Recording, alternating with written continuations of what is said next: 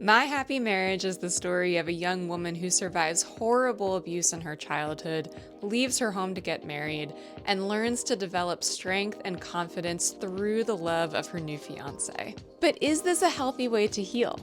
Is Miyo and Kiyoka Kudo's relationship the model of ideal partnership, or is it codependency? I love this show so much, and I am so excited to explore these questions, especially given that my specialty as a therapist is helping people recover from the trauma of family abuse. So let's not delay any further, let's get straight into it. Spoilers ahead for seasons 1 and 2 of My Happy Marriage. My name is Catherine, I'm a licensed therapist, and this is your weekly dose of nerd therapy. From the beginning of the story, we see Miyo Saimori being subjected to terrible emotional and psychological abuse. She is forced to work as a servant in her own home, living as an outcast within her own family. Her stepmother and her sister constantly say cruel, denigrating things to her. I don't necessarily blame Kaya for this. She has just been copying her mother's behavior for her entire life. Meanwhile, Miyo's father sees her merely as property, just a pawn in his game to acquire more status and power. He explicitly says that he does not care whether Miyo lives or dies, and while she is living in his home, he just allows his wife to abuse Miyo however she wants to. Because of the abuse she has suffered, Miyo has virtually no self-confidence, no sense of self-worth, and no self-advocacy skills. The way she has survived her upbringing is to make herself as small as possible. She speaks softly and constantly apologizes and appeases in hopes of saving herself from even worse punishment and ridicule. She has learned to only expect bad things because since her mother died when she was very young, she has not known any goodness or happiness in her life. This flashback sequence invites the viewer into the pain of Miyo's heart, the grief, the profound loneliness, the way her optimism and childlike sense of wonder gradually fade away with each cruelty she suffers. It's a stunningly visceral and heart-wrenching portrayal of what child abuse feels like. Now, as a therapist, knowing that being abused in childhood is a major risk factor for ending up in an abusive relationship as an adult, I was extremely nervous for Miyo as she is walking into the home of the fiancé that her family has chosen for her. I genuinely thought that this was going to be a story of a woman who goes straight from one abusive household to another, and because she doesn't have the self-advocacy skills that she needs to survive in the world, she wouldn't be able to get out of the second abusive situation. And the first thing Lord Kudo says seemed to confirm my hypothesis. While under my roof, you will obey me no matter what. If I tell you to leave, then you will leave. If I say die, then die. There will be no discussion. Yowza, girl, this is really bad. You need to get out of there. But then we get this opening credits sequence, and I'm like, okay, this is a very different vibe. She is blooming. She is running towards him, and they're smiling at each other. So what's going on here? Lord Kudo is cold, brusque, insensitive. He assumes the worst about Miyo right from the get-go. His refusal to eat the breakfast she makes for him only confirms and reinforces her negative beliefs about herself. So how do we make sense of this? How is this going to be the man who helps her develop self-confidence? Let's fast forward a little bit. We don't meet Lord Kudo's family until the second season, but when we do meet them, his behavior starts to make a lot more sense. His mother is cold and, for lack of a better word, cruel. The first thing that she says to her son is a criticism, and from there, only worse and worse insults come out of her mouth. It's quite possible that this woman has never shown any warmth or affection or positive regard to her child for his whole life. Now, what might happen to someone who grows up with a mother like that? Well, they may copy their mother's behavior. They may become closed off to affection, so they don't have to be continuously disappointed by not receiving it. They may push people away because they have a core belief that close relationships bring nothing but misery. If we're trying to make sense of the apparent contradictions in Kiyoka Kudo's character, We can see his behavior at the beginning of the series as the product of being raised by an emotionally abusive mother. Kiyoka's father actually says in the second season that Kiyoka has always harbored some aversion to women because of the way his mother parented him. And Kiyoka himself eventually admits that he used to be afraid of opening himself up to the possibility of love. All of that serves as an explanation of why his behavior is so off-putting. I think that he has been actively trying to push away all of the marriage candidates. And he's probably a little surprised when Miyo sticks around, even after he treats her so badly. And ironically, maybe that's what he needed. Maybe he needed somebody who would stick around in spite of his efforts to push them away. I would not say that it's healthy. At this point, I don't think Miyo actually has an accurate gauge on Kiyoka's character. I think she sees him as being kind and generous simply because the breadcrumbs he's tossing her are better than what she has received throughout most of her life.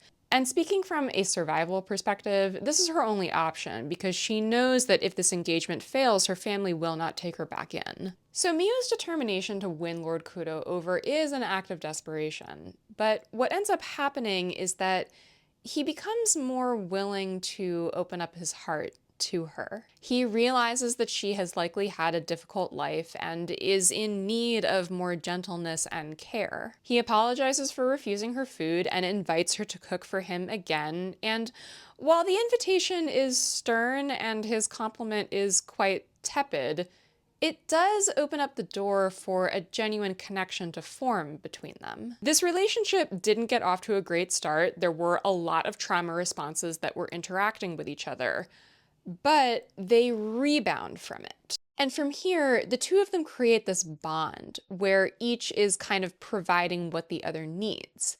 He becomes her advocate who shows her how to develop strength and resolve, and she becomes the person who softens his heart and shows him how to be tender and vulnerable. So now we get to the question that's the crux of the matter. Is this codependency? The term codependency has gone through a lot of evolution since its first inception in the 1980s, and there is no one universally agreed upon definition for it. One definition that I like is an unhealthy devotion to a relationship that comes at the cost of one's own personal and psychological needs. Another definition that I like is an excessive emotional or psychological reliance on a partner, typically manifesting in caretaking behaviors and a deep-seated sense of responsibility for the other person's problems. Now, with both of these definitions, there's still a lot of ambiguity. Where exactly is the line between healthy devotion and unhealthy devotion to a relationship? When does reliance on a partner become excessive? Kiyoka is doing a lot to take care of Miyo, but does providing that care come at the cost of his own needs? It doesn't seem like it. Miyo is developing a sense of safety and self-worth because of Kiyoka's care for her, but is her reliance on him excessive? I don't think so. You should never rely on your partner to be your therapist. However, it is the nature of relationships that we will be changed by them. Healthy relationships nurture us by providing emotional resources, and they also challenge us to confront our unresolved stuff because we have to confront that in order to be accountable to the other person. There's a critical line in the series where Yuri, the housekeeper, tells Kiyoka that a woman can develop confidence when she is shown love. A lot of people will hear that line and immediately label that codependency. But I think that if you make the language gender neutral, this is actually totally fine and accurate and healthy. How does a child develop confidence? Through being loved by their parents. The parent provides unconditional positive regard, encouragement, empathy.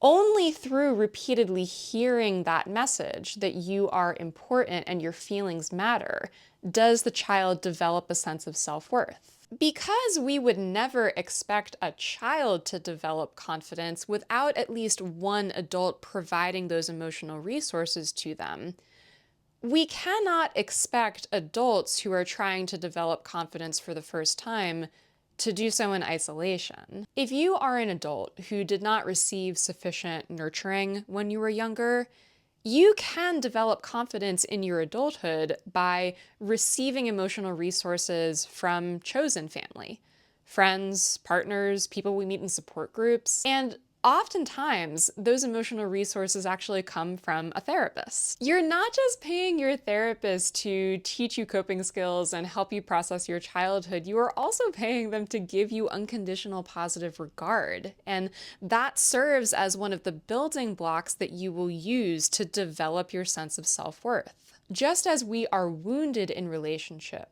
we heal through relationship. This scene where Miyo confesses to Kiyoka that she doesn't have a special ability is extremely powerful because it disconfirms the core negative beliefs Miyo has about herself. Miyo is fully expecting that Lord Kudo will cast her out. She was raised to believe that her not having a gift means that she is worthless. But he doesn't reject her. Instead, he embraces her.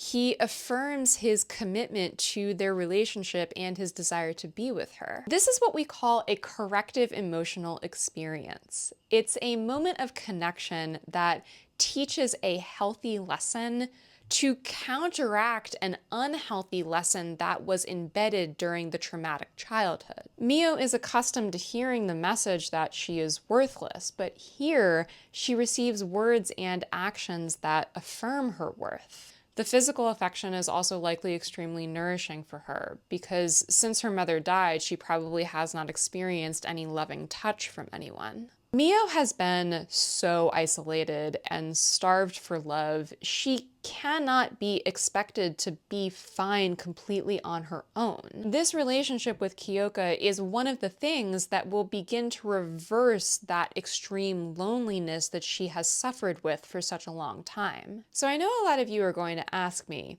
where's the line? To what extent is it okay to rely on others for love and reassurance, and when does it become unhealthy? I'm going to give you a metaphor here. Imagine that your journey to develop confidence and self-worth is like building a house.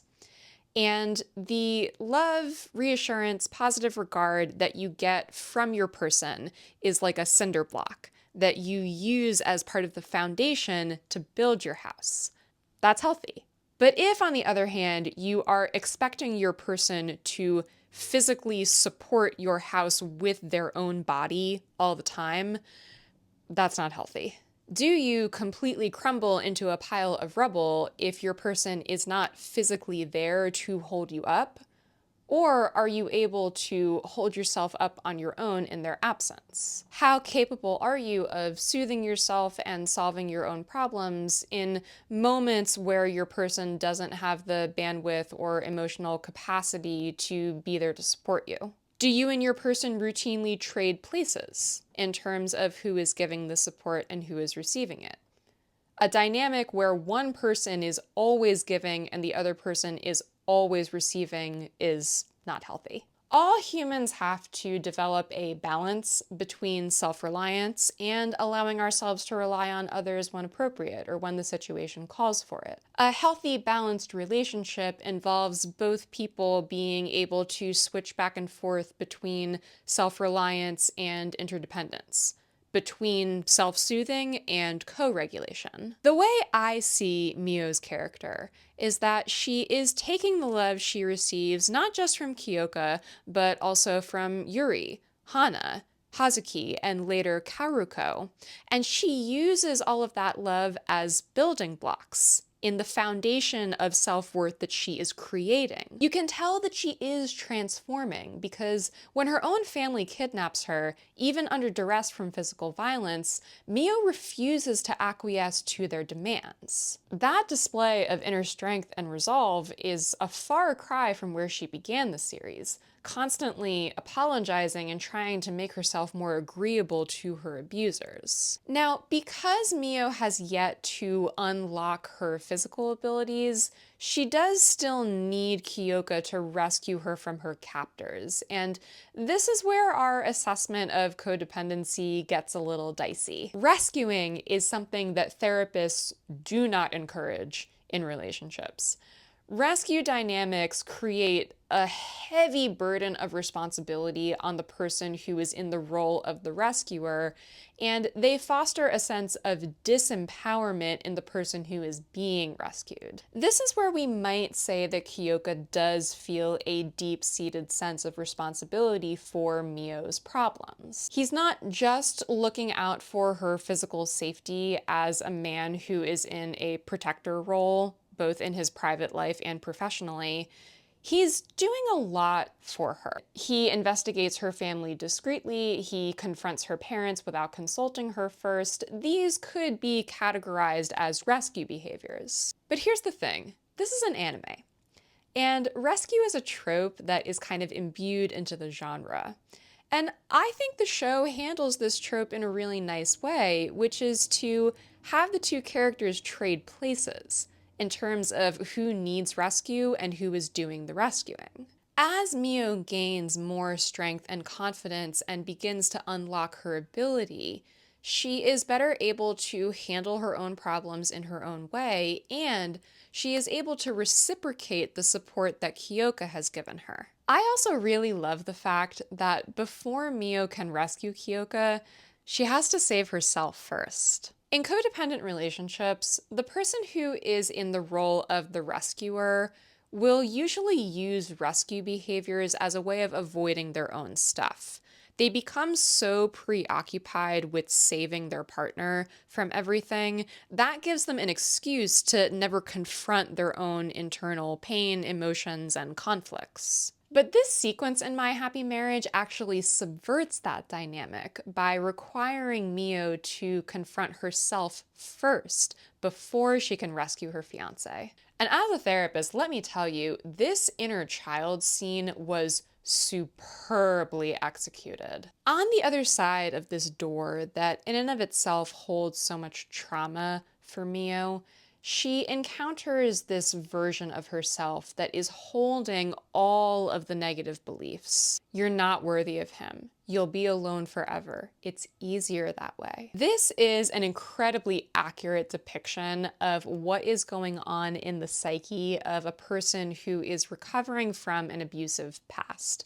There is a part or parts of the self that are holding all of these negative beliefs that the person has learned from their experience of the trauma. Those parts hold on very tightly to those negative beliefs because they actually helped the person to survive what they went through. Younger Miyo had to adopt this belief that she was undeserving because if she had believed that she was deserving, if she had stood up for herself, if she had advocated for herself, that would have been met with severe punishment. She also says that she had to dull her heart to protect herself from the pain. Now that Miyo is in a new environment, away from her abusers, and she has established safety, she no longer needs those negative beliefs in order to survive. She no longer needs to dull her heart because she actually has good things that she is allowed to keep. But that younger version of herself is still reluctant to let go. Miyo's younger self lashes out with aggression, which makes sense because she feels threatened. She is being asked to give up something that has kept her safe for her whole life. Miyo does not respond by reciprocating the aggression. Instead, she goes inward, taps into her internal strength, and fights through the pain that is necessary to get closer to this younger version of herself. And she ultimately embraces her, which is exactly the correct thing to do in this work.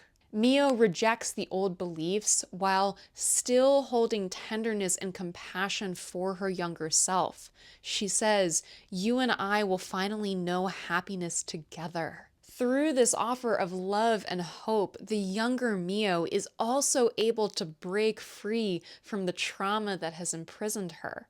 And she acknowledges that she too wants to know happiness. And now that she has fully installed her commitment to believing in her own strength, she has the power she needs to rescue Kiyoka.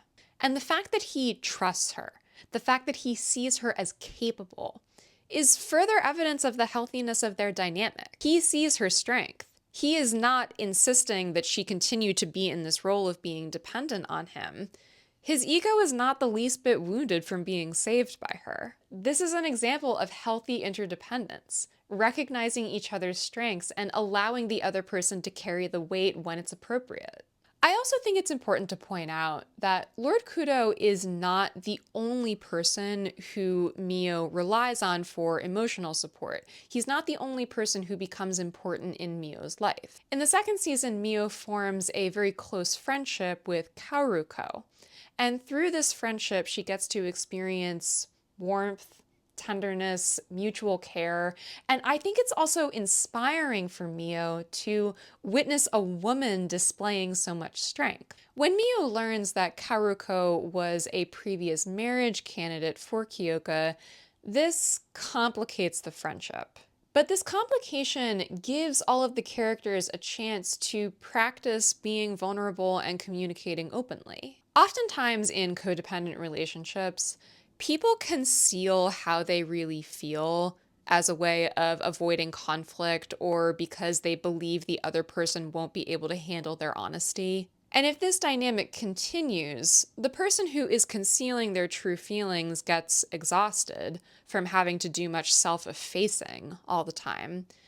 And there is this growing anxiety that develops about the impending conflict that never happens because everyone's avoiding it. And here we have a situation that could have gone in that direction, but it doesn't, because all three characters decide to be brave and share their true feelings. Miyo seeks reassurance from her fiancé. He gives reassurance and apologizes for not being fully transparent with her. Kaoruko also apologizes for concealing information and discloses her true feelings. And Miyo declares that her connection with Kaoruko is important to her and she doesn't want to lose it. The two share this really beautiful, vulnerable moment where they both assert their commitment to the friendship. And Miyo trusts that her friend and her fiancé will adhere to appropriate boundaries, which is evidence of the fact that she feels secure in both of these attachments. This is such a great example of how ruptures can lead to relationships becoming even stronger. You can probably tell by this point that my overall review of the show is very positive, but I do want to get into some loving criticism. Is there anything about these relationships that seems unhealthy? One issue that I can identify is the very short amount of time it takes for Miyo and Kiyoka to start making declarations of lifelong devotion to each other. It's not exactly clear how much time passes in the beginning of the story, but it doesn't convey a long getting to know you period. If I had a client sitting in my office who was declaring that they have decided they want to spend the rest of their life with someone they just met 2 weeks ago, I would definitely consider that a red flag. I would label that as a rush to intimacy, an effort to skip over the beginning building stages of a relationship as a way of avoiding the discomfort that comes with sitting with uncertainty and ambiguity. Miyo has been abused for most of her life. So it makes sense from a psychological perspective that as soon as someone is kind to her, that she would make this declaration that she is going to be with them forever. But this is an oversimplified view of the relationship that doesn't leave much room for getting to know different parts of your partner and assessing how you handle conflict as the relationship develops. In the show's defense, I do understand that certain things do have to be truncated for the sake of establishing the pacing of the story. And also, because this is a historical period piece, there are going to be circumstances that Miyo finds herself in as a woman that don't really allow her to move through the healing journey the way that a modern therapist might recommend that she do. She can't realistically live on her own and have a period of being independent without being reliant on a man's income. In this time period, women of Miyo's social class were expected to become homemakers and to marry quite young. It seems that the creator is trying to find a balance between historical accuracy and healthy relationship dynamics. It's as if the show is asking the question, if this is the constraint that Miyo finds herself in, going straight from her father's house to the home of a fiance she's never met before, what is the healthiest kind of relationship that she can have under those circumstances? Well, it's one where the fiancé has a deep respect for her feelings, her power, and her autonomy. One where he views her as an equal partner, not something to be controlled. One thing that makes this relationship feel safer, despite how fast it moves, is that the physical part moves very slowly. Delaying the first kiss until the second season is not just a way of building tension for the viewer, it's a way of giving Miyo time to develop an internal sense of her own desires and boundaries. As a young woman who was starved for affection as a child and was the victim of multiple power and control dynamics with different family members, Miyo is especially vulnerable to feeling violated or manipulated by intimate physical touch. The very firm boundaries around physical intimacy are, again, likely a product of the time period we're in, but the positive effect that they have is to give Miyo time to develop these self-advocacy skills to say no to physical touch that she doesn't feel ready for. The boundaries also allow her to maintain a sense of autonomy and healthy separateness, even as the relationship moves very quickly. Let's move on to the other main issue I have with the series, which is the way the relationship with the mother-in-law is handled. Fuyukudo is an extremely cruel, psychologically abusive woman who has a negative view of Miyo from the first time she lays eyes on her. As a therapist who focuses a lot on family boundaries, my instinct would be to say that in this situation, Kiyoka has a responsibility to advocate for Miyo in this dynamic, which he's very willing to do. But Miyo actually asks him to take a step back and let her handle the situation on her own. It's puzzling because she is essentially walking into a situation where she's being asked to relive her trauma, being insulted, being put down, being made to work as a servant in a house where she's supposed to be family. Why is she subjecting herself to this? Well, part of it could be cultural. The show does highlight a lot of traditional Japanese values and cultural customs, one of which is the idea that a marriage is a union not just between two people, but between two families. There's also this idea that all women in this time period were expected to fulfill this role of the good wife, wise mother, in order to preserve Japan's culture and stability. So in the spirit of upholding these cultural values, Miyo may see it as her responsibility to form a good relationship with her mother-in-law in spite of her bad behavior. As a therapist, I feel inclined to say that it's not very healthy for Miyo to embark on this journey of trying to win over a person who seems to be determined to have a negative view of her. We cannot control other people's opinions of us, so trying to make someone like you is kind of a way of setting yourself up for failure. But I think Miyo is taking on this endeavor because she is determined to not let her fiancé fight all her battles for her. And while this isn't the way I would go about the situation, I can see the positive in Miyo's determination to solve her own problems. She's also demonstrating her values here. She is showing that she doesn't consider herself to be too good to do housework. She sees that work as being important, and she wants to be a helper and a contributor. And she does exhibit resolve, confidence, and self-advocacy skills when she refuses to comply with Fuyu's demand that she leaves the home. Her decision to not tell Kiyoka what happened, to me, is very questionable.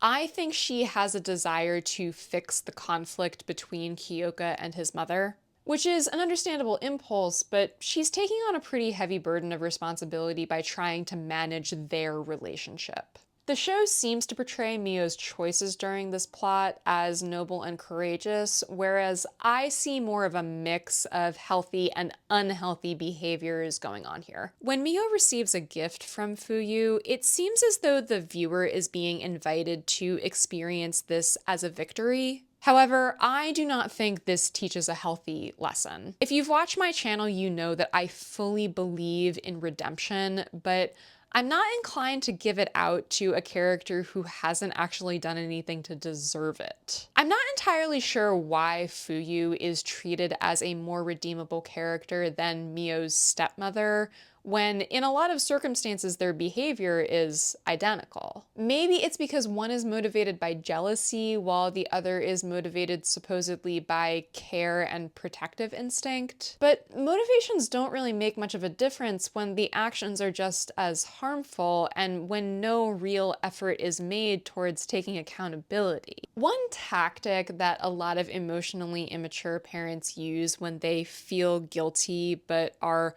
unwilling or unable to offer a genuine apology is that they speak in this kind of coded language or coded gestures that the child is then expected to decipher as an apology. This allows the parent to continue to avoid feeling their shame, and it puts the burden on the child to do the brunt of the work that is required to repair the relationship. At the end of the sequence, we're being invited to feel some levity and relief, but it's very hard for me to participate in that when I think the lesson we're being taught here is that you should just accept the breadcrumbs that somebody is giving you because one tiny sliver of something positive is better than nothing. That is one of the ways that abusive people get to continue on with their abusive tactics. It is worth keeping in mind that I am someone who is coming to this with the perspective of having grown up in a more individualistic culture, and it's possible that the creator is looking at Fuyu through the lens of a more collectivist culture that values understanding and forgiveness for the sake of preserving family bonds. And when it comes to the way Miyo has chosen to handle her relationship with Fuyu, I think we can see her choices as belonging to someone who is still in recovery and is doing her best to practice self-advocacy within her current skill level. One thing that I love about this show is that Miyo continues to grow with each obstacle she encounters. Her self-doubt gradually fades as her confidence gradually strengthens. This is emblematic of how the healing journey is never really done. It just takes new forms and phases along the way. Okay, let's zoom in on the last problematic thing that I want to pick out. In the last episode of season 2, we hear Kiyoka say to Miyo, "I feel that I am completely worthless without you, and you are my entire life." Now, I'm leaving open the possibility that this could be a translation issue, but taken at face value, those two lines are most definitely in codependent territory. If your sense of self-worth completely evaporates in someone's absence, if your entire life revolves around just one person, those are both signs of excessive emotional reliance. But this is not reason to give up hope. I am choosing to interpret these lines as a sign that this is going to be the next phase of growth for these characters. Partnerships involve this constant dance of stepping forward, stepping back, moving toward, creating distance, learning to tolerate closeness, and then learning to tolerate space. Now that Miyo and Kiyoka have conveyed their love and dedication to each other, and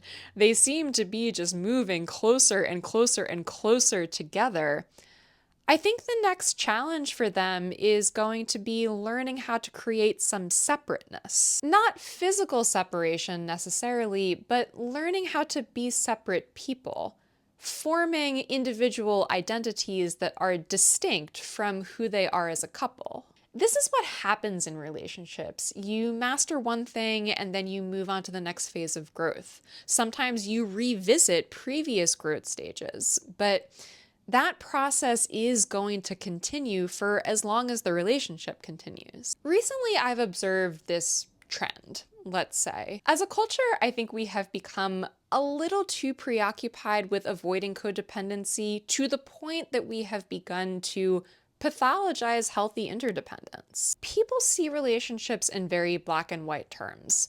If there is one red flag, it's a no-go. If there's one sign of codependency, it means the whole relationship is unhealthy.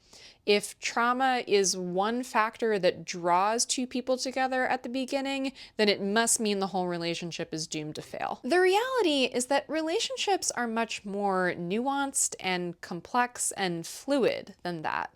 Relationships are never static. They are always changing, always evolving. It's this constant process of assessing what is working and what is not working. Even though it hasn't been perfect, I think so far these two have done a great job of learning how to be in partnership with each other. Allowing yourself to love and be loved is scary, especially if you grew up in an abusive environment. And Miyo and Kiyoka have bravely faced that fear and have come to find safe refuge with each other. And both have acknowledged how the relationship has changed them for the better. My happy marriage to me is a hopeful story because it reminds us just how powerful and healing it is to be loved by someone. The tenderness that these two share with each other is an invitation to all of us to open our hearts. Love is waiting for you. It's all around you. You just need to let it in. Have a good night.